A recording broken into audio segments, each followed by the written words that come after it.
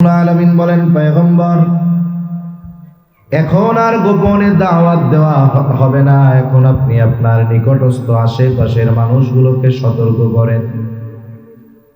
রাসূলুল্লাহ সাল্লাল্লাহু আলাইহি ওয়াসাল্লাম সবাইকে একত্রে দাওয়াত দিবেন কেমনে? নবীজি দাঁড়ায় গেলেন সাফা পাহাড়ের উপর। কোন কোন বর্ণনায় আসছে নবীজি দাঁড়ায় গেলেন আবু কুবাইস পাহাড়ের উপর। একই কথা, কারণ সাফা পাহাড় হলো আবু কুবাইস পাহাড়েরই একটা অংশ। নবীজি দাঁড়ায় গেলেন, সকলকে ডাক দিলেন, ও মক্কাবাসী এদিকে আসো। সকলে দলে দলে নবীজি সাল্লাল্লাহু আলাইহি ওয়াসাল্লামের ডাকে সাড়া দিয়ে চলে আসলেন। কারণ আবু কুবাইস পাহাড়ের এমন একটা বৈশিষ্ট্য ছিল, মর্যাদা ছিল, একজন অপরিচিত ব্যক্তিও যদি আবু কুবাইস পাহাড়ের উপরে উঠে মানুষদেরকে সাহায্যের জন্য ডাকতো, ব্যক্তিকে মক্কার মানুষ এইগুলো দেখতো না, বরং ওই পাহাড়ের উপরে উঠে অপরিচিত একজন মানুষও যদি মক্কাবাসীর কাছে সাহায্য চাইতো, ওই পাহাড়ের সম্মানার্থে মক্কার মানুষেরা ওই ব্যক্তিকে সাহায্য করার জন্য ছুটে আসতো। আজকে তো মক্কাবাসীকে ডেকেছে আল আমিন, as-সাদিক, আমানতদার, বিশ্বস্ত, সত্যবাদী মুহাম্মদ আমাদেরকে ডেকেছে, এই জন্য সকলে দলে দলে ছুটে চলে গেছে। নবীজি সাল্লাল্লাহু আলাইহি ওয়াসাল্লাম সকলকে একত্রিত হওয়ার পর সকলে জিজ্ঞাসা করে, মুহাম্মদ আপনি কেন আমাদেরকে এখানে ডেকেছেন, কেন একত্রিত করেছেন? নবীজি এবার বললেন, আমি যদি তোমাদেরকে এই কথা বলি যে এই পাহাড়ের পাদদেশে একদল অশ্বারোহী সৈন্য তোমাদের উপরে আক্রমণ করার জন্য অপেক্ষা করতেছে, তোমরা কি আমার কথা বিশ্বাস করবা নাকি? উপস্থিত সব মানুষ সমস্বরে বলে, মুহাম্মদ কেন আপনার এই কথা বিশ্বাস করব না? তার মানে অবশ্যই অবশ্যই আপনার এই কথা বিশ্বাস করব। কাফেররা কেন নবীজির কথা বিশ্বাস করবে? তারাই বলে, ও মুহাম্মদ আপনার কথা বিশ্বাস করব, কারণ হলো ইতিপূর্বে আমরা আপনাকে কখনো মিথ্যাবাদী পাই না। আপনি তো এর আগে কোনোদিন মিথ্যা কথা বলেন নাই, আজকে মিথ্যা বলবেন, এটা হতেই পারে না। তাহলে নবীজির সত্যবাদিতার সাক্ষী মক্কার কাফেররা আগের থেকেই দিয়ে রাখছে। নবুয়াতির আগেই কাফেররা নবীজির উপাধি দিয়েছে আল আমিন, নবীজির উপাধি দিয়েছে as-সাদিক। মক্কার কাফেররা নবীজির চারিত্রিক ব্যাপারে কোনোদিন কথা বলার সাহস পায় নাই। নবীজির থেকে মানুষদেরকে দূরে রাখার জন্য মক্কার কাফেররা নবীজির ব্যাপারে 3টা শব্দ ব্যবহার করত। কয়টা শব্দ? 1 নাম্বার, মানুষদেরকে বলতো মুহাম্মাদের কাছে যাও না, মুহাম্মদ হলো একটা পাগল। আবার বলতো মুহাম্মাদের কাছে যাও না, মুহাম্মদ একটা জাদুকর। আবার বলতো মুহাম্মাদের কাছে যাও না, মুহাম্মদ হলো একটা কবি। নবীজির ব্যাপারে তারা এই 3টা শব্দ ব্যবহার করত। বাস্তবতা হলো এই বিষয়গুলো কারো চারিত্রিক বিষয়ের অবক্ষয়ের কারণ হতে পারে না। ওরা কোনোদিন বলতে পারে নাই এই মুহাম্মাদের কাছে যাও না, মুহাম্মদ কিন্তু মিথ্যা কথা কয়। এই কথা বলার তারা কোনোদিন সাহস পায় নাই। এই জন্য আল্লাহ রাব্বুল আলামিন আমার আপনার নবীজির সকল চারিত্রিক বৈশিষ্ট্য নবুয়তির আগেই আল্লাহ তাআলা সব সময়ের জন্য পরিশুদ্ধ রেখে দিয়েছে। একবার নবীজি বলতেছেন যে এক বিবাহের অনুষ্ঠানে আমি গেছি, আমারে যাইতে বলছে বিবাহের অনুষ্ঠানে। এখন ওই বিবাহের অনুষ্ঠানে নাচ গান হবে, বাদ্যযন্ত্র বাজাবে, জাহেলিয়াতের সময়, উনি তখন কিশোর। নবীজি বলেন আমি ওই বিবাহের অনুষ্ঠানে গেলাম, কিছু সময় পরে নাচ গান শুরু হবে, সকলে আনন্দ হই হুল্লোড় শুরু করতেছে। ইতিমধ্যে হঠাৎ আমার 2 চোখ জোড়ে ঘুম চলে আসলো। আমি ওই বাড়ির এক কোনায় গিয়া ঘুমায় পড়লাম, যেখানে লোকজন যায় না। এরা সারা রাত গান বাদ্য করেছে, মদ পান করেছে, হই হুল্লা করেছে। আমার কোনো হুশও নাই, খবরও নাই। আমার এক ঘুম, ওই রাত থেকে এক ঘুম, আমার ঘুম ভাঙছে তখন সূর্যের আলো আমার মুখের উপরে এসে পড়েছে যখন। আবার রাসূলুল্লাহ সাল্লাল্লাহু আলাইহি ওয়াসাল্লাম দেখেন, বলেন তো, পুরুষদের জন্য সতর ঢেকে রাখা, নাভি থেকে নিয়ে হাঁটু পর্যন্ত ঢেকে রাখা পুরুষের জন্য ফরজ। এটা পুরুষের সতর। নারীর সতর তো আছে, পুরো শরীর ঢেকে রাখবে সে। সতর ঢেকে রাখা ফরজ। রাসূল আকরাম সাল্লাল্লাহু আলাইহি ওয়াসাল্লাম একবার কাবা ঘর সংস্কারের কাজ হচ্ছে, বড় ফজিলতের কাজ।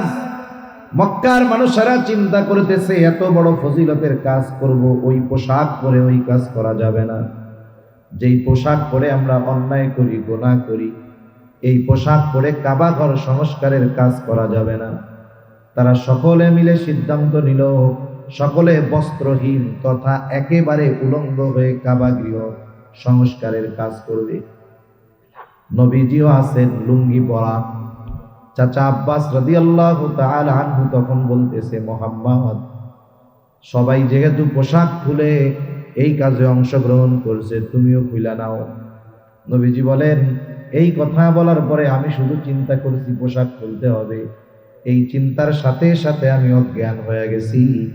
এইভাবে আল্লাহ তাআলা আমার আপনার নবীকে নবুয়তির পরে যেই বিষয়গুলো উম্মতের জন্য নিষেধ হয়েছে, ওই বিষয়গুলো থেকে আল্লাহ তাআলা নবুয়তির আগেই আমার আপনার নবীজিকে হেফাজত করেছে।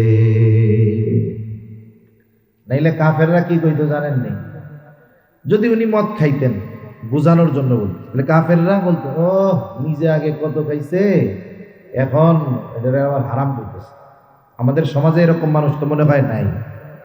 মনে করেন এক লোক আগে অন্যায় করছে, করতেই পারে, এখন ওই লোকটা তাওবা করছে, ভালো হয়ে গেছে, দাওয়াত ও তাবলীগের মেহনতে গেছে, হক্কানি পীর মাশায়েখের কাছে গেছে, মনে করেন 3 দিনের লেগে চরমনায় গেছে।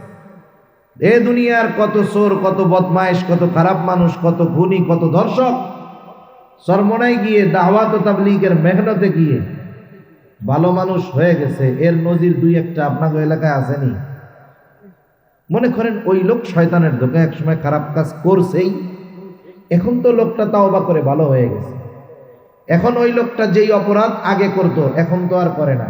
আর একজনের যখন বলে যে ভাই দেখ, বিড়ি সিগারেট খাইস না, মদ গাঁজা খাইস না, এখন ও কি কয়, এত সুফিগিরি দেখাইও না, তুমি আগে যে খাওন খাইছো, আমি 500 বছর হায়াত পাইলেই তো তোমার 1 বছরের সমান গাঁজা খেয়ে শেষ করতে পারবো না। এরকম বলা লোক আছে না নাই? দেখেন, এখন যে সে মানা করছে, সে তো এখন খায় না, তাওবা করছে, সে ওই বিষয় থেকে আল্লাহ তাআলা তারে মাফ করছে। এরপরেও আমরা বলতে ছাড়ি না। আর মক্কার কাফেররা, নবীজি যদি ওই সমস্ত কাজ করতেন যেগুলো শরীয়তে নবুয়তির পরে হারাম ঘোষণা করা হয়েছে, তাহলে কাফেররা কি নবীকে ওই কথা বলতে ছাড়তো? ছাড়তো যে আগে নিজে করছে, এখন এগুলো আমাকে করতে মানা করে। এজন্য আল্লাহ তাআলা আমার আপনার নবীকে তার চরিত্র, মনে রাখবেন, নবীর চরিত্র নবুয়তির আগেও যেমন পরেও তেমন। সুবহানাল্লাহ। এজন্য আল্লাহ তাআলা আমার আপনার নবীকে বিভিন্ন সময় অন্তর থেকে ওই ধরনের জিনিসগুলো ধুয়ে মুছে পরিষ্কার করে দিয়েছে। নবীজি এবার বলেন, ওই 2 জন আমার সিনা চাক করলো। এটা হলো 3য়-বার, মেরাজের সফরের আগে 3য়-বার সিনা চাক করা হলো নবীজির। মেরাজের ঘটনা যখন আগের উলামায়ে কেরাম বলতেন, আমাদের দেশে নাস্তিক মার্কা বিজ্ঞানী আছে না নাই? ওই অনেক আগে ওরা বলতো, কি কথা কয় এইটা, একটা মানুষের যদি বুক কাইটা একেবারে হার্ট, হৃৎপিণ্ড বাইর করে, ওইটা আবার কেমনে বাইসা থাকে? মিরাজের ঘটনা বলতে গিয়ে যখন এইগুলা বলা হইতো, ওরা কইতো যে এটা অসম্ভব, কারণ মানুষের বুক চিরে হার্ট বের করে পরিষ্কার করে পুনরায় প্রতিস্থাপন করা এটা অসম্ভব। কিন্তু আজকের চিকিৎসা বিজ্ঞান বলে এটা কোনো ব্যাপার না, মানুষের ওপেন হার্ট সার্জারি হয়। আজকে নবীজির সিনা চাকের ১৫০০ বছর পরে আজকেও দুনিয়ার মধ্যে ওপেন হার্ট সার্জারি হয়। একটা মানুষকে পরিপূর্ণ অজ্ঞান না করে যার অপারেশন হয় সেও স্ক্রিনের মধ্যে দেখতে পারে। এই বুক ফেড়ে হার্ট বের করে সকল প্রকার ব্লক ছুটাইয়া আবার হার্টকে ভিতরে প্রতিস্থাপন করা হয়। যেই ওপেন হার্ট সার্জারি আমরা দেখতেছি বিগত কয়েক বছর, আর ওই ওপেন হার্ট সার্জারি আমার আপনার নবীকে আল্লাহ তাআলা করিয়েছেন ১৫০০ বছর আগে। নবীজির যে সিনা চাক করা হয়েছে এর প্রমাণ হযরত আনাস রাদিয়াল্লাহু তাআলা আনহু বলেন, নবীজির ১০ বছরের খাদেম হযরত আনাস ১০ বছর নবীর সাথে থাকছে। এই জন্য অনেক সময় নবীর খালি গা মোবারক দেখার তার সুযোগ হয়েছে, দেহ মোবারক দেখার সুযোগ হয়েছে। হযরত আনাস রাদিয়াল্লাহু তাআলা আনহু বলেন, সহিহ মুসলিমের হাদিস, ওয়াকাদ কুনতু আরা আকরাল মাখিতি ফি সাদরিহি সাল্লাল্লাহু আলাইহি ওয়াসাল্লাম, আমি নবীজির বুকে তার যে সিনা চাক করা হয়েছে এই সিনার চাকের সেলাইয়ের দাগ আমি নিজেই দেখেছি। নবীজির সিনা চাক করা হলো কেন? সফরের জন্য প্রস্তুত করা হলো। আপনারা জানেন এ দুনিয়া থেকে মহাকাশে যায়, চাঁদে যায়, নাসার বিজ্ঞানী পাঠায়, অনেক সময় ভিডিওর মধ্যে দেখেন না, ওইগুলা আকাশের মধ্যে যাইয়া উড়ে, খাবার দাবার যা সাইডে দেয় এগুলো সব উড়ে বেড়ায়, বেঁচে থাকতে পারে। যারা ওই পরিবেশে যায় হঠাৎ কইরাই টাকা পয়সা হইলেই আপনি যদি গিয়া বলেন যে আমার একটু মহাকাশে পাঠায় দেন, কি ঢাকার থেকে কক্সবাজার থেকে ঢাকা যাওয়া, আমরা গেলাম এয়ারপোর্টে, টিকিট একটা কাটলাম, টিকিট দিল, বিমানে উঠলাম, আকাশ দিয়ে উড়ে দেয় 1 ঘন্টা পর ঢাকা নেমে গেলাম। এটা কি এই জিনিস? না। নাসায় যারা যায়, মহাকাশে যারা যেতে চায় তাদেরকে দীর্ঘ সময় কালব্যাপী ট্রেনিং দেওয়া হয়, প্রস্তুত করা হয়। কারণ দুনিয়ার অবস্থা, পৃথিবীর অবস্থা, পৃথিবীর পরিবেশ আর ওই জায়গার পরিবেশ ভিন্ন। ওই পরিবেশে যেন সে তাকে মানিয়ে নিতে পারে, এই জন্য তাকে 2, 4, 6 মাস, 1 বছর, বরং তার চাইতে বেশি ট্রেনিং দিয়ে প্রস্তুত করে এরপরে তাকে মহাকাশে পাঠানো হয়। নবীজির সফর হলো সপ্ত আকাশ পাড়ি দিয়ে আরশে আজিম পর্যন্ত। এই জন্য রাসূলুল্লাহ সাল্লাল্লাহু আলাইহি ওয়াসাল্লামের তৃতীয়বার সিনা চাক করে এই দীর্ঘ লম্বা সফরের জন্য নবীজিকে প্রস্তুত করা হইল। এইবার সফর শুরু হয়ে গেল।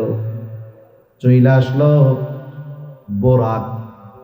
বোরাক হলো এমন একটা প্রাণী, খচ্চরের চাইতে বড়, ঘোড়ার চাইতে ছোট, গাধার চাইতে ছোট, খচ্চরের চাইতে বড়।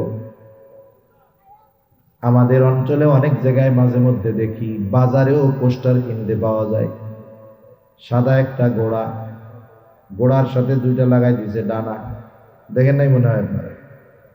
আবার হাদিসে আছে বোরাক নাকি কথা কইতে পারে, এবার লাগাই দিছে সাথে মানুষের একটা মাথা। আরে গর্দবের দল, ওইটারে ঘরের মধ্যে বরকত মনে করে টানায় রেখে দেয়, কয় যে এটা নাকি নবীজির বোরাক। নাউজুবিল্লাহ। রাসূল আকরাম সাল্লাল্লাহু আলাইহি ওয়াসাল্লাম এবার বোরাকের উপরে আরোহণ করলেন, বোরাকের উপরে চড়ে বসলেন। প্রথম সফর হলো মসজিদুল হারাম থেকে মসজিদুল আকসা পর্যন্ত। এখন আসেন বোরাকের গতি কত ছিল। বিজ্ঞানীরা বলে যে সপ্ত আকাশ পাড়ি দিয়ে আরশে আজিম পর্যন্ত এটা পৌঁছানো অসম্ভব। ওইখানে পৌঁছানোর মতো কোনো বাহন এখন পর্যন্ত তৈরি হয় না। ওরা বলে যে ওইখান পর্যন্ত পৌঁছানোর কোনো বাহন তৈরি হয় না। আলোর গতি, আলো, আমরা যে কারেন্ট আছে না, বিদ্যুৎ, এর গতি হলো প্রতি সেকেন্ডে 1,86,000 মাইল। প্রতি সেকেন্ডে কত? 1,86,000 মাইল। সূর্যের দূরত্ব কত? 9,30,00,000 মাইল দূর। সূর্যের আলো দুনিয়াতে আসতে সময় লাগে 8 মিনিট, 8.5 মিনিটের একটু বেশি, 8 মিনিট 33-34 সেকেন্ড বা এরকম হবে। সূর্য 9,30,00,000 মাইল দূরে, সূর্যের আলো দুনিয়াতে পৌঁছাইতে সময় লাগে 8.5 মিনিটের মতো। সূর্য পৃথিবীর চাইতে 13 লক্ষ গুণ বড়, কিন্তু এই সূর্যটা দূরত্বের কারণে কেমন মনে হয় যে সিদ্ধ ডিমের একটা কুসুম, তাই না? অথচ বড় কত, 13 লক্ষ পৃথিবী ওর মধ্যে ঢুকায় দেওয়া যাবে। দূরত্বের কারণে ছোট মনে হয়। মাঝে মধ্যে আকাশ যখন পরিষ্কার, আমরা আকাশে ছোট ছোট তারকা দেখি, দেখছেন না? তারকা, এই তারকাগুলো দেখতে ছোট মনে হয়, আসলে ছোট না। কেন? দূরত্বের কারণে ছোট। এক একটা তারকা কত বড়, যে একটা তারকার মধ্যে যেই সূর্য পৃথিবীর চাইতে 13 লক্ষ গুণ বড়, ওই রকম কোটি কোটি মিলিয়ন মিলিয়ন সূর্য একটা তারকার মধ্যে ঢুকায় দেওয়া যাবে। সুবহানাল্লাহ। এখন বলেন তো, আকাশে কত তারকা আছে, এর হিসাব কারো জানা আছে? কারো জানা নেই। মহাকাশ নিয়ে যারা গবেষণা করে, নাসা যদি জিজ্ঞাসা করেন, বলো তো আকাশে কত তারা আছে, ওরা বলবে এর হিসাব আমাদের জানা নাই, অগণিত তারকা আছে। এখন আসেন, এই তারকাগুলো কোথায়? সব তারকাগুলো প্রথম আসমানের নিচে। আল্লাহ তাআলা বলেন, ইন্না যায়্যানাস সামাআদ দুনিয়া বিজিনাতিল কাওয়াকিব। আল্লাহ তাআলা বলেন, আমি দুনিয়ার আসমানকে নক্ষত্রপুঞ্জ দ্বারা সুসজ্জিত করেছি। যত নক্ষত্র আমরা দেখি সব প্রথম আকাশের নিচে। রাসূলুল্লাহ সাল্লাল্লাহু আলাইহি ওয়াসাল্লাম বলেন, বুরাকের গতি হলো দৃষ্টি সীমার শেষ পর্যন্ত। তার মানে এখান থেকে আমরা তারকাও দেখতে পাই, এই তারকাটাও দেখতে পাই। তার মানে বুরাকের প্রতিটা পদক্ষেপ, এই যে তারকা দেখি, তার চাইতে অনেক অনেক বেশি দূরে। এক এক সেকেন্ডে 1,86,000 মাইল যায় না, বরং দৃষ্টি সীমার শেষ যেখানে এক পদক্ষেপে বোরাক তত দূর পর্যন্ত পৌঁছায় যায়। আর বোরাকের এই গতি যিনি দান করেছেন, তিনি কে? অসম্ভব মনে হয় নাকি? এখন সূর্য চন্দ্র তারকাগুলো কত দূর? তারকাগুলো হলো এত দূর, বিজ্ঞানীরা কিছুদিন আগে কোয়েসার নামে একটা নক্ষত্র আবিষ্কার করছে, এর দূরত্ব নির্ণয় করছে ওরা। এর দূরত্ব হইল কত? বলে পৃথিবী থেকে যদি কোনো বাহন ওই তারকার দিকে রওনা দেয়, একটা বাহন ওই তারকায় যাবে, গতি কত? সেকেন্ডে 1,86,000 মাইল। প্রতি সেকেন্ডে 1,86,000 মাইল গতিতে যদি কোনো বাহন পৃথিবী থেকে ওই কোয়েসারের দিকে রওনা দেয়, এই গতিতে যদি 1000 বছর চলে, 1000 বছর, কত বছর? 1000 বছর চলবে। গতি কিসের? বিদ্যুতের গতির ন্যায়। 1 সেকেন্ডে 1,86,000 মাইল। এই গতিতে যদি 1000 বছর চলে, তাহলে পৃথিবীর সবচাইতে নিকটে, প্রথম আসমানের নিকটে, সবচাইতে নিকটে যেই তারকা, ওই তারকা পর্যন্ত পৌঁছাইতে পারবে না। একটু চিন্তা করেন যে প্রথম আকাশের নিচে আল্লাহ কত জায়গা রাখছে। এই বিজ্ঞানীরা আগে এক সময় বলতো যে হুজুররা খালি ওয়াজ করে। কি ওয়াজ করে? বলে যে এই লোকটা যাররা পরিমাণ ঈমান নিয়ে মরবে, যদি তার কোনো বদআমল থাকে, যাররা পরিমাণ ঈমান নিয়ে যদি মরতে পারে, তার পাপ কাজের শাস্তি দেওয়ার পরে আল্লাহ তাআলা ওই ব্যক্তিকে সবচাইতে ছোট জান্নাত দান করবে। তার ছোট জান্নাতটা কতটুকু? হাদিসের মধ্যে আসছে, যার জান্নাতটা ছোট হবে, তার জান্নাতটাও এই দুনিয়ার কমপক্ষে 10 গুণ হবে। এখন এই ওয়াজ কি 2024 সালে আইসা আমি আপনাদের করতেছি, নাকি 1500 বছর ধরে চলতেছে? এখন আগে তো এই ওয়াজ হুজুররা করতো, আর ওই নাস্তিকরা করতো, হুজুরে কয় কি? দেখছো, হুজুরে কয় কি? আমরা দেশে 2টার বেশি নয়, একটা হইলে ভালো হয়, এই স্লোগান আসেনি আপনাকে? ওই কয় না যে 2টার বেশি না, একটা হইলে ভালো হয়। এখন তো যে শিক্ষা ব্যবস্থা প্রণয়ন হচ্ছে, যে পাঠ্যপুস্তক প্রণয়ন হচ্ছে, যা করতেছে ঈমানও যাবে, একটাও হবে না। যাই হোক, আমি তো ওই বিষয়ের দিকে বলতেছি না, এই জন্য বললাম না। আল্লাহ আমাদের এই গজব থেকে হেফাজত করুক, সকলে বলি আমিন। তা তারা বলতো হুজুররা বলে কি, আমরা জন্ম নিয়ন্ত্রণ করতে বলতেছি, মানুষের সংখ্যা কমাইতে বলতেছি, থাকার জায়গার অভাব হইতেছে, খাওয়ার ব্যবস্থার অভাব হইতেছে।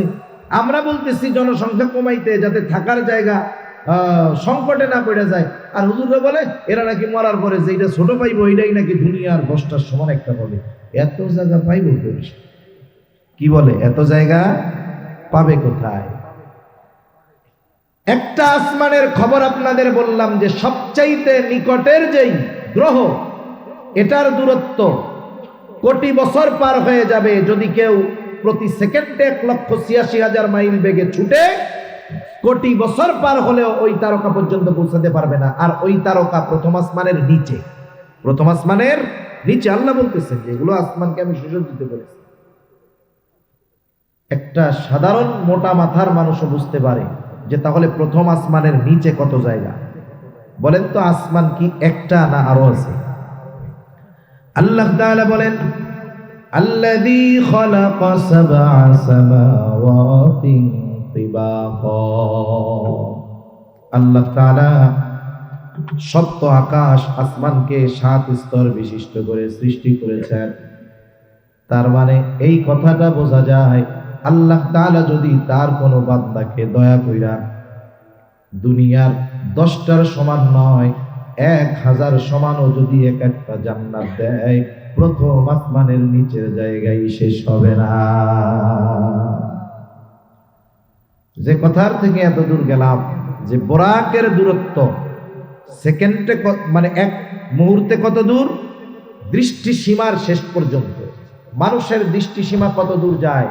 খোলা আকাশে আমরা ওই 1 কোটি আলোকবর্ষ মাইল দূরের ওই তারকাটাকেও আমরা দেখতে পারি। তার মানে বোরাক এক পদক্ষেপে এর চাইতে বেশি যায়। সুবহানাল্লাহ। নবীজি সফর শুরু করলেন, ওখান থেকে সফর শুরু হলো। জমিনের যেই ভ্রমণটা, এটাকে বলা হয় ইসরা। মসজিদুল হারাম থেকে মসজিদুল আকসা পর্যন্ত ভ্রমণটাকে বলা হয় ইসরা।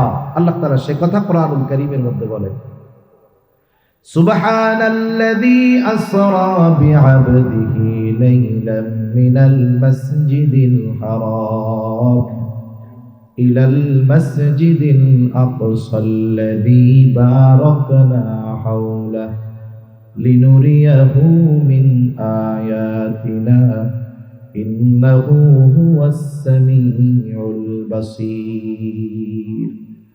পুত পবিত্র ওই মহান সত্তা যিনি তার বান্দাকে মসজিদুল হারাম থেকে মসজিদুল আকসা পর্যন্ত ভ্রমণ করিয়েছেন।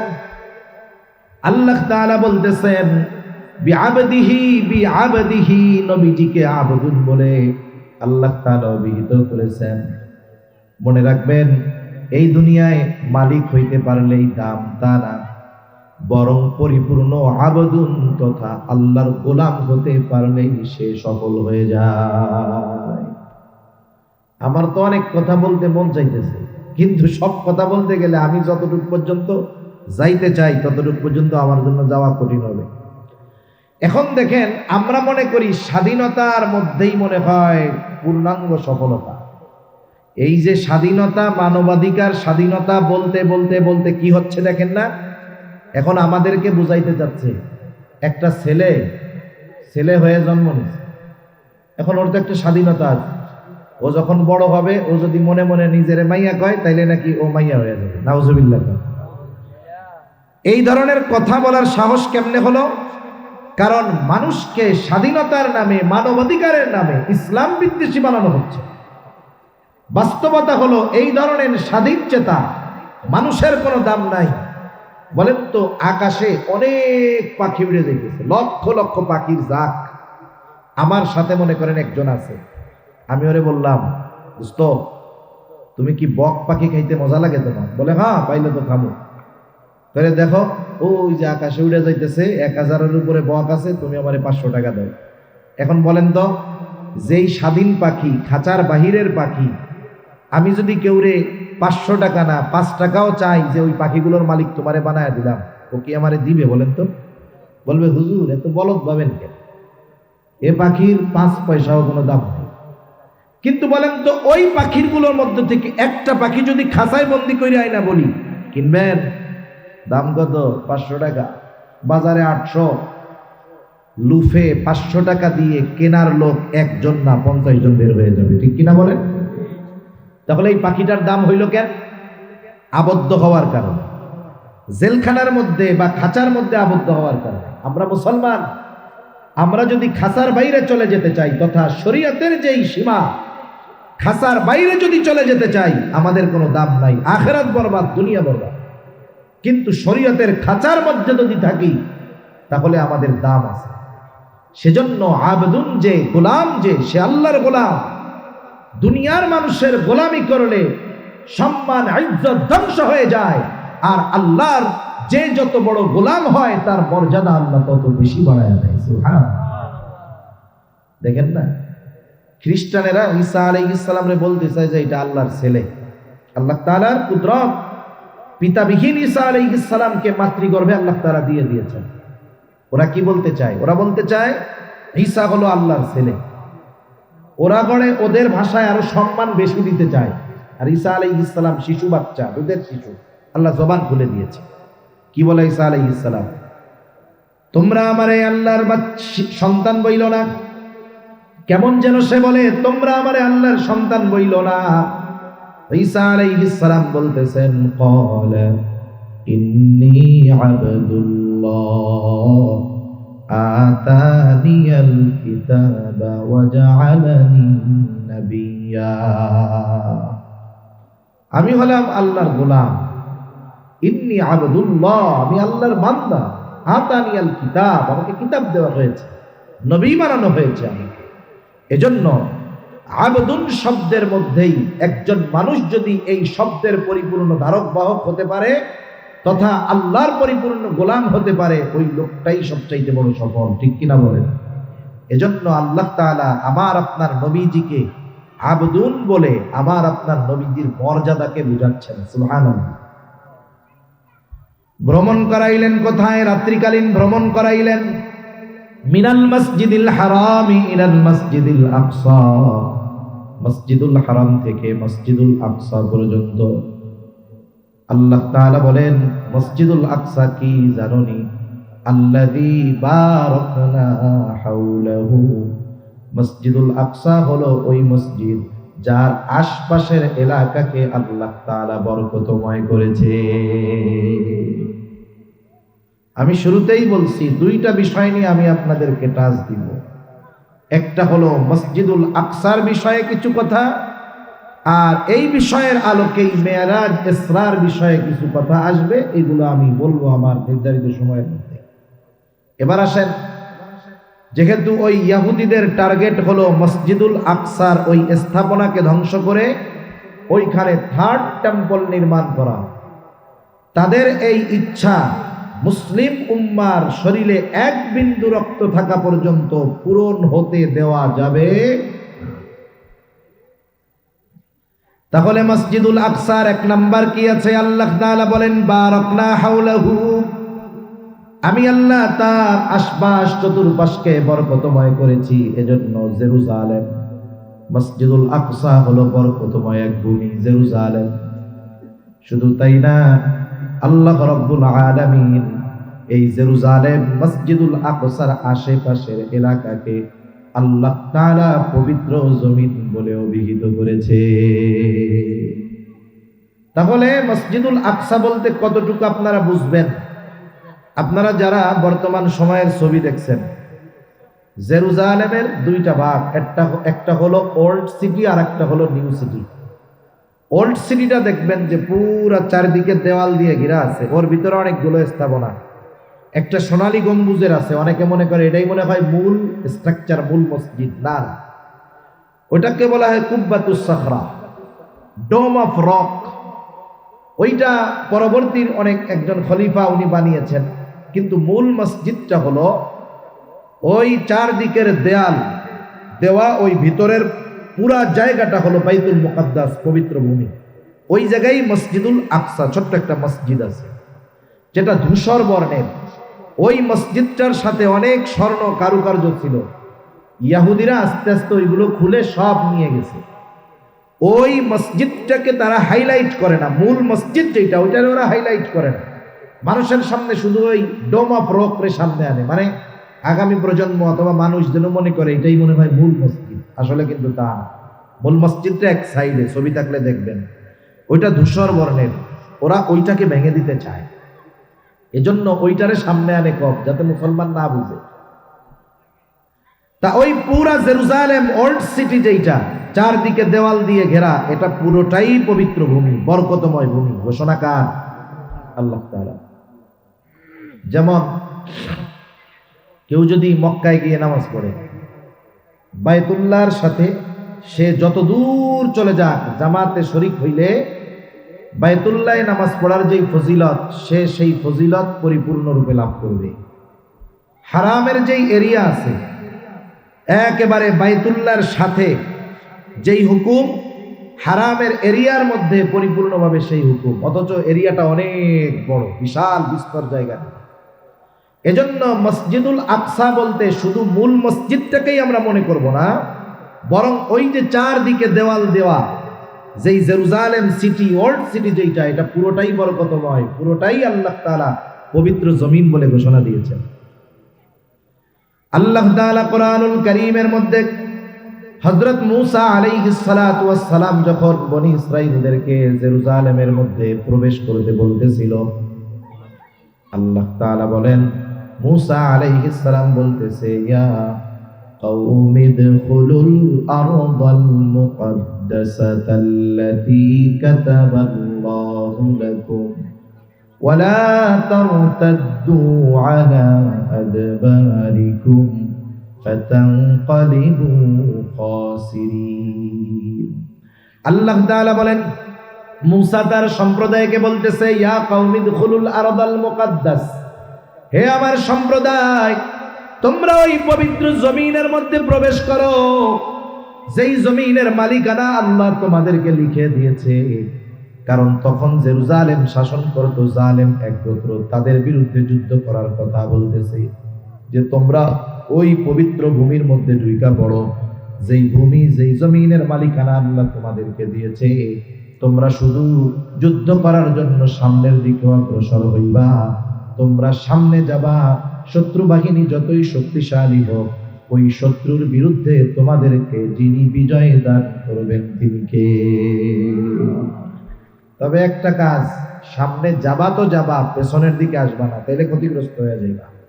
তাহলে মসজিদুল আকসা তথা জেরুজালেমের ভূমি, এটা হলো পবিত্র ভূমি, বরকতময় ভূমি, পবিত্র ভূমি। এবার আসেন, এই জেরুজালেম এটা মুসলমানদের প্রথম কেবলা। মুসলমানদের কি প্রথম কেবলা?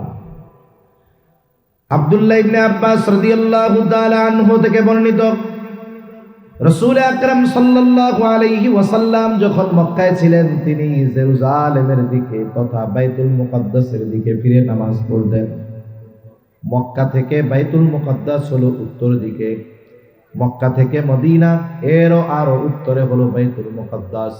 নবীজি যখন মক্কায় ছিলেন, বাইতুল্লাহর দক্ষিণ পাশে দাঁড়াইতেন, উত্তর দিকে মুখ করতেন। আব্দুল্লাহ ইবনে আব্বাস রাদিয়াল্লাহু তাআলা আনহু বলেন, ওয়াল কাবাতু বাইনা ইয়াদাই, কাবা থাকতো সামনে, এরপরে উত্তরে থাকতো বাইতুল মুকদ্দাস। নবীজি এইবার বাদামা হাজারা ইলাল মদিনা, নবীজি এবার মক্কা থেকে মদিনায় হিজরত করলেন, মদিনায় গিয়ে নামাজ পড়া শুরু করলেন বাইতুল মুকদ্দাসের দিকে। আগে তো মক্কায় থাকতে বাইতুল্লাহ সামনে নিতে পারতেন, যেহেতু বাইতুল মুকদ্দাস উত্তর দিকে, কাবা পড়ে গেছে দক্ষিণ দিকে। মদিনা থেকে কাবা হলো দক্ষিণ দিক, বাইতুল মুকদ্দাস হলো উত্তর দিক। এখন বলেন তো, নবী যদি বাইতুল মুকদ্দাসের দিকে ফিরে নামাজ পড়ে, কাবা সামনে থাকে নাকি পেছনে পড়ে যায়? কথা বুঝেন নাই? কোন দিকে পড়ে? পেছনের দিকে পড়ে। নবীজি 16 মাস নামাজ পড়ছে এই অবস্থায়, কিন্তু নবীজির অন্তরের মধ্যে তামান্না, আরে এই কাবা যদি মুসলমানদের জন্য কিবলা হয়ে যাইত কতই না ভালো হইত। যারা হজ উমরায় গেছেন, আল্লাহ যাওয়ার তৌফিক দিছে, যখন হজ উমরায় যাওয়া হয়, ঐতিহাসিক স্থাপনাগুলো জিয়ারতে নিয়ে যাওয়া হয়, দেখার জন্য নিয়ে যাওয়া হয়। এর মধ্যে একটা হলো এই মসজিদের কিবলাতেই। ওই মসজিদের মধ্যে অনেকে ঢুইকা টের পায় না, কই দুই কিবলা কেমনে? এখন তো কাবার দিকে মেহরাব মেম্বার সব, কিন্তু মসজিদ থেকে যখন বের হবে এইভাবে উপরের দিকে খেয়াল করলে দেখা যায় যে সাবেক যেই কেবলা তার চিহ্ন বোঝানোর জন্য একটা জায়নামাজের মতো দেওয়া আছে। ওই মসজিদ ওই তথা ওই স্থানে নবীজি নামাজে ছিলেন। মনের মধ্যে তামান্না, যদি কাবা মুমিনদের জন্য কেবলা হয়ে যাইত। নবীজি নামাজ পড়তেছেন আর আকাশের দিকে তাকাইতেছেন, মনের মধ্যে ওই আশা। আল্লাহ তাআলা মানুষের অন্তরের খবর জানেন কি জানেন না? একটু আস্তে কন, জানেন কি জানেন না? নাকি আপনাদের মধ্যে দুই একজন আছে হুজুর আমার মনের খবর আল্লাহও জানে না? আসেননি দুই একজন?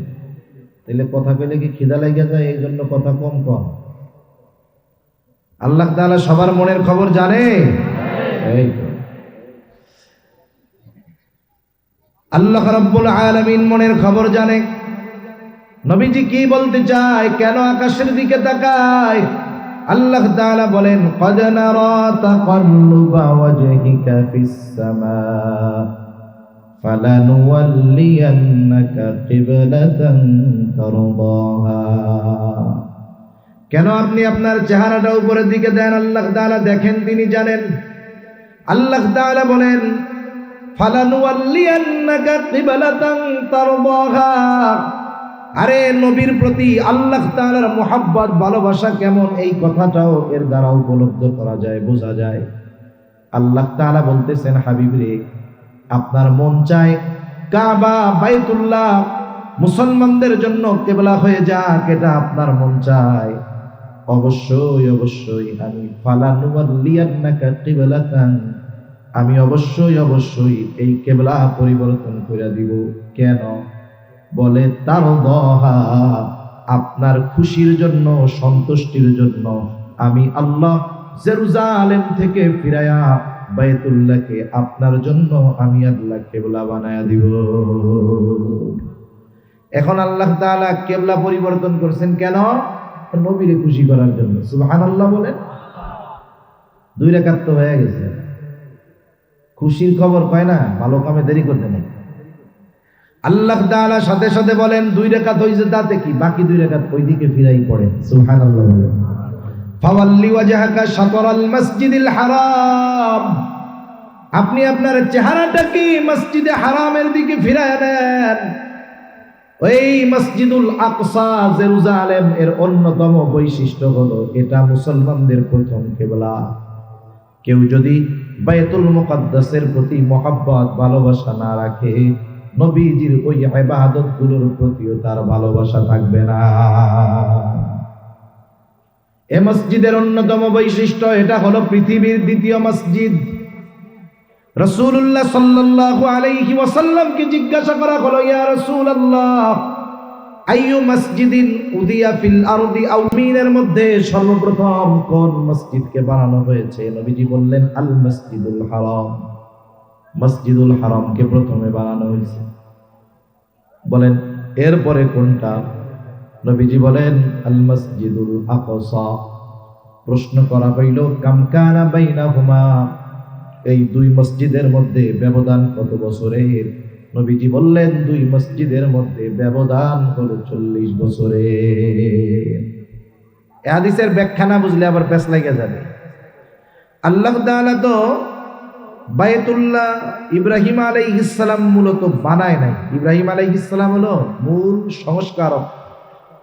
এর আগে নূহ আলাইহিস সালাতু ওয়াস সালামের মহাপ্লাবনের পরে বাইতুল্লাহর আগের যে স্থাপনা ছিল, পাথর টাথর দিয়েছিল, এটা পুরো বিধ্বস্ত হয়ে যায়। শুধু বালুর উঁচু ডিবির মতো একটু জায়গা ছিল, আর কিছুই ছিল না। আল্লাহ তাআলা তো চাইছেন ইব্রাহিম আর ইসমাইল আলাইহিমাস সালাম এই 2 জনকে দিয়ে বাইতুল্লাহর সংস্কার করাবেন। এই জন্যই তো হাজেরা সহ ওই দুগ্ধপোষ্য শিশু বাচ্চা ইসমাইল আলাইহিস সালামকে আল্লাহর নির্দেশে ইব্রাহিম আলাইহিস সালাম বাইতুল্লাহর কাছে রেখে গেছে। আর এক লম্বা ইতিহাস। এরপরে যখন প্রাপ্তবয়স্ক হয়েছে, আল্লাহর নির্দেশে বাপ বেটা মিলা এবার ওইটাকে সংস্কার করছে। বর্তমান যেই বাইতুল্লাহ দেখেন, এটা কিন্তু ইব্রাহিমী যে স্ট্রাকচার তা নয়। আপনারা যারা হজ উমরায় গেছেন, তাওয়াফের সময় দেখবেন বাইতুল্লাহর সাথেই এইরকম চাঁদের মতো বাঁকানো একটা দেয়াল আছে। ছবি টবিতে দেখছেন না? এটাকে বলা হয় হাতিমে কাবা। এটাও কাবার অংশ। মূল ঘর, চার কোনা যেই ঘর, ওর মধ্যে যদি কেউ ঢোকার পরে সে যেই দিক খুশি সেই দিক ফিরা নামাজ পড়তে পারবে। কিন্তু বাহিরে ওই যে চাঁদের মতো যে অংশটা, ওই ভিতরে যদি কেউ যাইতে পারে, যাওয়া যায়, অনেক মানুষ যায়। ওই জায়গাটাও যেহেতু কাবার অংশ, ওই জায়গায়ও সে যেদিকে খুশি সেদিকে ফিরে নামাজ পড়তে পারবে। হাতিমে কাবার এরিয়ার মধ্যে ঢুকছে, বাইতুল্লাহর পেছনে দিয়ে সামনের দিকে ওই দেয়াল বাঁকানো যেটা, ওইটার সামনে দিয়ে নামাজ পড়ছে, তার নামাজ হয়ে যাবে। এখন কথা হইল, তাইলে ওইটারে বাইরে রাখা হইল কেন? ইব্রাহিম আলাইহিস সালাম কিন্তু পুরোটা নিয়ে বানাইছিলেন। পরবর্তীতে কুরাইশরা যখন কাবা ঘর সংস্কার করলো, সংস্কার করার সময় তাদের অর্থের অভাবে হাতিমে কাবা ওই অংশটাকে আর মূল অংশের মধ্যে তারা ঢুকাইতে পারে নাই, একটু ছোট করে বানায় রেখেছে। ইব্রাহিম আলাইহিস সালামের কাবার স্ট্রাকচার ছিল, দরজা ছিল 2টা, আর এখন দেখবেন দরজা কত উপরে, প্রায় 5-6 ফুট উপরে দরজা। ওই সময় দরজা ছিল 2টা, একটা দিয়া ঢুকতো আর একটা দিয়া মানুষ ইবাদত করে বাইরে হয়ে যেত। কুরাইশরা করলো কি, দরজার যেই ভিত্তি এটারে অনেক উপরে নিয়ে গেল আর দরজা বানায় দিল একটা, যাতে কেউ সহজে মূল স্ট্রাকচার, মূল কাবার মধ্যে না ঢুকতে পারে। এই জন্য এক দরজা বানাইলো, দরজা উপরে দিয়ে দিল, যে ওরা যাকে খুশি তাকে ঢুকতে দিবে। এভাবে চলছে দীর্ঘকাল। নবীজি আয়েশা সিদ্দিকা রাদিয়াল্লাহু তাআলা আনহার কাছে বলছেন যে আমার তো মন চায় যে আমি এটাকে ভেঙে পুনরায় ইব্রাহিমী যেই স্ট্রাকচার, ওই স্ট্রাকচারে কাবাকে নিয়ে আসি। 2টা দরজা দিয়ে দেই, এক পাশ দিয়ে মানুষ ঢুকবে আর এক পাশ দিয়ে বের হবে, দরজাটা নিচু হবে, সাথে আর একটু বড় হবে। কিন্তু করেন নাই কেন? ঝামেলা, ফিতনার আশঙ্কার কথা চিন্তা করে। পরবর্তীতে আব্দুল্লাহ ইবনে জুবায়ের রাদিয়াল্লাহু তাআলা আনহু, আয়েশা সিদ্দিকা রাদিয়াল্লাহু তাআলা আনহার ভাগ্নে আসমা বিনতে আবু বকর রাদিয়াল্লাহু তাআলা আনহার ছেলে আব্দুল্লাহ বিন জুবায়ের, জুবায়েরের ছেলে আব্দুল্লাহ, উনি যখন এই মক্কার কাবা ঘরটার কথা খালার মুখে শুনছে যে নবীজির আশা ছিল, করতে চাইতেন কিন্তু এই চিন্তাই করতেন না, উনি ওইটাকে ভাঙা ওই ইব্রাহিমী যে স্ট্রাকচার, ওই স্ট্রাকচারে করছিলেন। এটাকে কেন্দ্র করে হাজ্জাজ বিন ইউসুফ এনার উপরে অনেক নির্যাতন করে নৃশংসভাবে ওনাকে শহীদ করেছিলেন। এই ইতিহাস অন্যদিকে। তাহলে কোন কথার থেকে গেলাম? যে মসজিদুল হারাম এটা মুসলমানদের কেবলা হওয়ার আগে প্রথম কেবলা ছিল এই মসজিদুল আকসা, জেরুজালেম। সেজন্য এটার সাথে মুসলমানদের ইবাদতের, নবীজির সেজদার ইবাদতের সম্পর্ক আছে। আর এটা হলো পৃথিবীর প্রথম মসজিদ। মসজিদুল হারাম হলো পৃথিবীর প্রথম মসজিদ। ইব্রাহিম আলাইহিস সালাম এটাকে সংস্কার করেছেন। এর 40 বছর পরে মসজিদুল আকসা ইব্রাহিম আলাইহিস সালামের হাতে প্রতিষ্ঠিত হয়েছে। এই দুইটার ব্যবধান হলো 40 বছর। এই দৃষ্টিকোণ থেকে নবীজি বলেছেন এই দুইটার মধ্যে ব্যবধান হলো 40 বছরের। অনেকে মনে করে মসজিদুল আকসা মনে হয় সুলাইমান আলাইহিস সালাম বানাইছে। না না, সুলাইমান আলাইহিস সালাম এটাকে জিনদেরকে দিয়ে সংস্কার করেছিলেন, কিন্তু মসজিদুল আকসা এটা প্রতিষ্ঠিত হয়েছে ইব্রাহিম আলাইহিস সালামের হাতে। এটা পৃথিবীর দ্বিতীয় মসজিদ। এই মসজিদ এমন এক মসজিদ যেই মসজিদের মধ্যে 1 রাকাত নামাজ পড়লে কমপক্ষে 250 রাকাতের সওয়াব হয়। আমাদের সামর্থ্য থাকলে মক্কা মদিনায় গিয়ে 1 লক্ষ রাকাতের, মদিনায় গিয়ে 1000 রাকাতের সওয়াব অর্জন করতে পারি। কিন্তু যেই মসজিদ 250 রাকাতের সওয়াব পাওয়া যায়, যেই মসজিদ পৃথিবীর দ্বিতীয় মসজিদ, যেই মসজিদ মুসলমানদের প্রথম কেবলা, টাকা পয়সা থাকলেই ওই মসজিদে গিয়ে আল্লাহর কুদরতি কদমে একটা সেজদা দেওয়া যায় না। এই জালেমগুলোর কারণে আমরা আল্লাহর কাছে দোয়া করি আর আশা করি ইনশাআল্লাহ এমন একটা সময় আসবে আমরাও ওইখানে গিয়ে আমাদের প্রথম কেবলার ওই মসজিদে গিয়ে সেজদা দিতে পারবো ইনশাআল্লাহ। আমরা না পারি আমাদের পরবর্তী প্রজন্ম পারবে ইনশাআল্লাহ। এবার আসেন ওই মসজিদের অন্যতম আর একটা বৈশিষ্ট্য কি? পৃথিবীর 3টা মসজিদে সফরের উদ্দেশ্যে, দেখার উদ্দেশ্যে, ভ্রমণের উদ্দেশ্যে যাওয়া যায় ফজিলত মনে কইরা। ফজিলত মনে করে 3টা মসজিদে দেখতে যাওয়া যায়। আমাদের অঞ্চলে আছে 60 গম্বুজ মসজিদ। কেউ যদি এই চিন্তা করে যে ওই মসজিদ দেখতে গেলে আমার বড় ফজিলত হবে, তাহলে তার গুনাহ হবে। কত মানুষ মাঝে মধ্যে দেখি নামাজ কালাম কিছু পড়ে না, ওই জায়গায় গিয়ে 2 রাকাত নামাজ পড়ে। কেন পড়লি রে? কয় ফজিলত আছে। একটু আগে জোহরের নামাজ গেছে, এটা পড়ে নাই, কিন্তু ওইটার সময় বাইরে দাঁড়াইয়া বিড়ি টানছে। একটু পরে ওইটার ভিতরে ঢুইকা 2 রাকাত নামাজ পড়ছে। কেন পড়লি? কয় ফজিলত আছে। কেউ যদি এই মনে করে ওইখানে যায়, ওইখানে নামাজ পড়লে ফজিলত, গুনাহ হবে। কি হবে জোরে বলেন? গুনাহ হবে।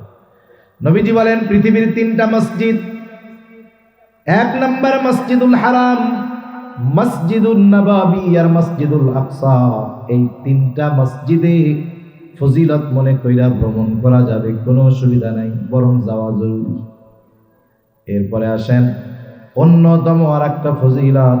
নবীজি এক হাদিসের মধ্যে বলেন দাজ্জালের যখন আবির্ভাব ঘটবে, 4টা মসজিদের এরিয়ায় দাজ্জাল ঢুকতে পারবে না। কয়টা জোরে বলেন? 1 নাম্বার মসজিদুল হারাম, 2 নাম্বার মসজিদুল নববী, 3 নাম্বার মসজিদুল আকসা, 4 নাম্বার হলো মসজিদুত তুর। এই তুর একটা মসজিদ আছে, ওইখানে ঢুকতে পারবে না, এছাড়া সব জায়গায় ঢুকতে পারবে। সর্বশেষ এই মসজিদের সবচাইতে বড় অন্যতম একটা ফজিলত বলে আমি শেষ করে দিই। মোহতারাম চলে আসছেন, দেখেন পৃথিবীর একমাত্র মসজিদ, একমাত্র জায়গা যেইখানে আল্লাহ তাআলা পৃথিবীর শুরু থেকে নিয়ে শেষ পর্যন্ত যত নবী রাসূল এসেছেন সকলকে আল্লাহ এক জায়গায় একত্রিত করেছে। সুবহানাল্লাহ বলেন। দুনিয়ার আর কোন মসজিদের এই ফজিলত আছে? নাই। আরো কি ফজিলত? সকলে উপস্থিত হয়েছে সব নবী। আমার আপনার নবী হলেন নবীদেরও নবী, নবীদেরও ইমাম। নবীজি নবীদেরও ইমাম। সব নবীরা একত্রিত করেছেন আল্লাহ তাআলা সব নবীদের। 2 রাকাত নামাজ হবে। কে ইমামতি করবে? আদম আলাইহিস সালাম সকল মানুষের বাবা, ইব্রাহিম আলাইহিস সালাম সব মুসলমানদের পিতা। ইমামতির সুযোগ কারো হয় নাই। জিব্রাইল ঠেলা দিয়া আমার আপনার নবীকে সামনে আগায় দিয়া বলে, আজকে এই জামাতের ইমামতি করার যোগ্যতা একমাত্র আল্লাহ তাআলা আপনাকেই দিয়েছে।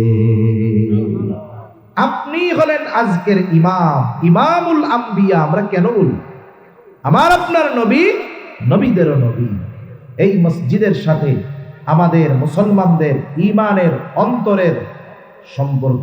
এজন্য 2 মসজিদের সাথে সাথে এই মসজিদের প্রতিও আমাদের ভালোবাসা রাখতে হবে, ঠিক কিনা বলেন? আর ওখান থেকেই আমার আপনার নবীজির ঊর্ধ্বলোক মেরাজের সফর শুরু হয়েছে। আল্লাহ সুবহানাহু ওয়া তাআলা আমাদের সকলের অন্তরে মসজিদুল আকসার মহব্বত, মসজিদুল হারাম আর মসজিদুল নববীর মতো মসজিদুল আকসার মহব্বত আল্লাহ আমাদের হৃদয়ের মধ্যে ঢুকায় দিন। সকলে বলি আমিন। আল্লাহ তাআলা জালেমদের কবল থেকে এই পবিত্র জমিনকে, বরকতময় ভূমিকে আল্লাহ তাআলা হেফাজত করুক। সকলে বলি আমিন। যারা ওই জালেমদের বিরুদ্ধে জিহাদ করতেছে আল্লাহ তাদের কবুল করুক। যারা জীবন দিয়েছে আল্লাহ তাআলা তাদেরকে শাহাদাতের মর্যাদা দান করুক। আমিন। সুবহানাকাল্লাহুম্মা ওয়া বিহামদিক।